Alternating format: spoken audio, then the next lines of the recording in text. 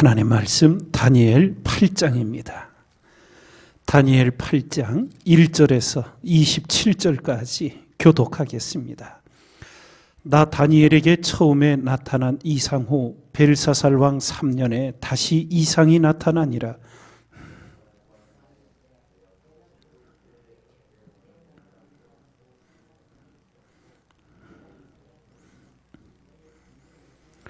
내가 눈을 들어 본즉 강가에 두 뿔 가진 순양이 섰는데 그 두 뿔이 다 길어도 한 뿔은 다른 뿔보다도 길었고 그 긴 것은 나중에 난 것이더라.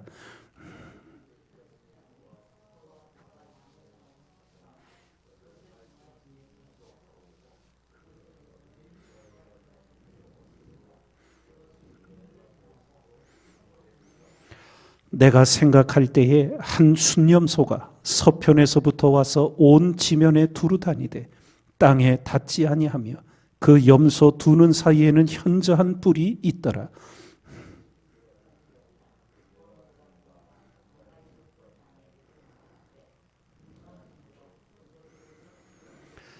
내가 본즉 그것이 순양에게로 가까이 나아가서는 더욱 성내어 그 순양을 쳐서 그 두 뿔을 꺾으나 순양에게는 그것을 대적할 힘이 없으므로 그것이 순양을 땅에 엎드러뜨리고 짓밟았으나 능히 순양을 그 손에서 벗어나게 할 이가 없었더라.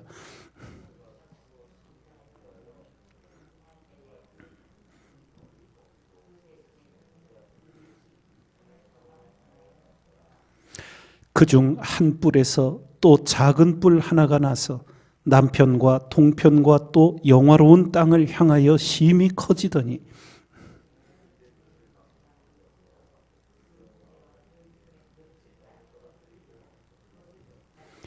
또 스스로 높아져서 군대의 주제를 대적하며 그에게 매일 드리는 제사를 제하여 버렸고 그의 성소를 헐었으며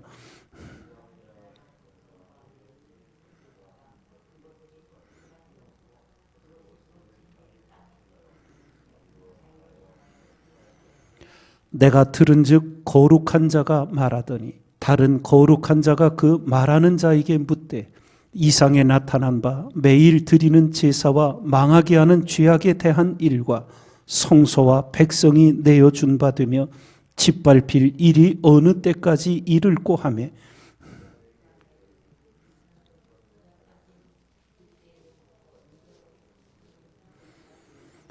나 다니엘이 이 이상을 보고 그 뜻을 알고자 할 때에 사람 모양 같은 것이 내 앞에 섰고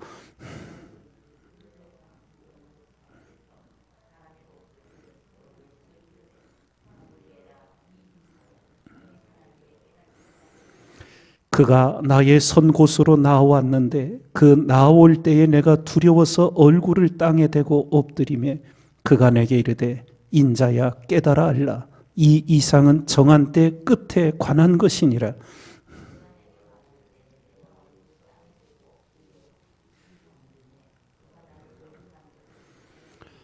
가로되 진노하시는 때가 마친 후에 될 일을 내가 네게 알게 하리니 이 이상은 정한 때 끝에 관한 일임이니라.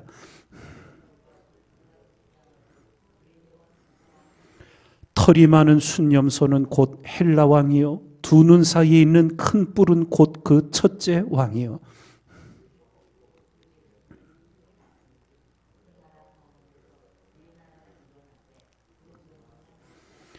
이 네 나라 마지막 때에 패역자들이 가득할 즈음에 한 왕이 일어나리니 그 얼굴은 엄장하며 괴율에 능하며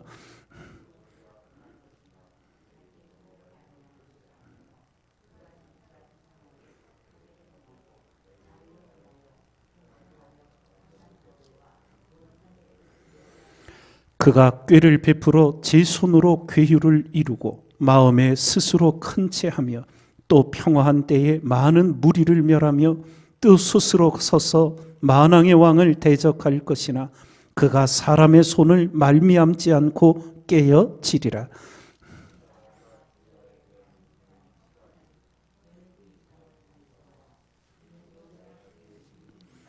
함께 있습니다.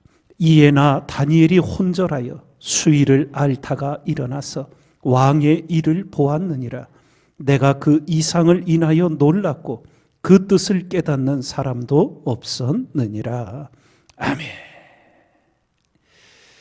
네 짐승의 환상을 보며 미래의 일들을 알려주셨던 하나님께서 벨사살 왕 3년 때에 오늘 순양과 순년소의 다른 환상을 보여주십니다. 어제 본 네 짐승의 환상이 인류 역사에 큰 미래를 보게 하셨다면 이제 보여주신 순양과 순염소의 환상은 조금 더 세심하게 구체적으로 보여주신 환상이었습니다. 바벨론 제국 멸망 후에 메대와 바사 제국 그리고 그 뒤를 이어 헬라 제국이 일어날 터인데 이 순양은 바로 메대와 바사 제국을 뜻했고 순염소는 이제 헬라 제국을 말하는 것이었습니다. 다니엘의 이 환상을 볼 때는 미래에 일어날 일이었지만 오늘 우리에게는 이미 일어난 일들이어서 우리가 구체적으로 알고 있습니다.